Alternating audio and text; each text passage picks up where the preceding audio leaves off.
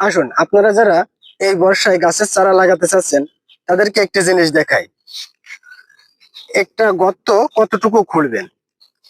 এই ধরেন গাছ, এই গাছের যতটুকু প্যাকেট বা মাটি দেওয়া থাকে এইটাকে সাধারণত বলা হয় গুল। আর গর্ত সাইজটা আপনি কত বড় করবেন, গর্ত সাইজটা ঠিক এই গুলের সমান সমান।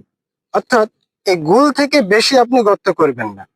তাহলে গর্তটা যদি গুল থেকে আপনি বেশি করেন তাহলে কিন্তু আপনার চারা মরে যাওয়ার সম্ভাবনা অনেক বেশি থাকবে। দেখেন, এই গর্ত করার পরে তারপরে যে পলিথিন বা যেটা দেওয়া থাকবে সেই কাগজটা অবশ্যই এভাবে ছিঁড়ে ফেলে দেবেন। দেখেন গাছগুলোয় কিন্তু প্রচুর শিকড় আছে। এবার পলিথিনটা ফেলে দেওয়ার পরে এই গর্তে রাখবেন মাটি সমান সমান। যদি দেখেন গর্ত বেশি হয়ে গেছে তাহলে অবশ্যই আরেকটু মাটি দিয়ে গর্তটা মাটি সমান সমান করে দিবেন। এই দেখেন, যখন এই মাটি সমান সমান হয়ে যাবে এবারে চারিবার দিয়ে আগে মাটি দেবেন। গুলের চারিবার দিয়ে মাটি দেওয়ার পরে ওটা বেশ টাইট করে কেটে দেবেন, ফাঁকা যাতে না থাকে। যদি ফাঁকা থাকে তাহলে ওখানে পানি বসে আপনার গাছ মারা যাওয়ার সম্ভাবনা অনেক বেশি।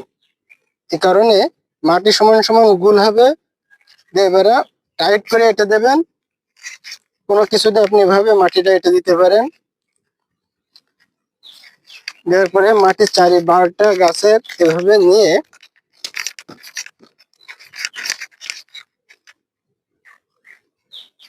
একেবারে মাটির স্বাভাবিক যে জায়গাটা ছিল সেটা ছাড়া গোড়ার মাটিটা আরো একটু উঁচু করে দেবেন। একটু উঁচু হলে কি হবে, ওখানে আর পানি জমবে না। পানি জমবে না, আর পানি যদি জমে তাহলে শিকড় পচে যাওয়ার সম্ভাবনা থাকবে, তখন গাছ মারা যাবে। এরপরে আপনি আরো ভালো শক্ত করে এঁটে দিতে পারেন। যত সম্ভব আপনি এঁটে দেবেন ততটাই ভালো। এতে করে আপনার গাছ মরার আর কোনো সম্ভাবনাই থাকবে না।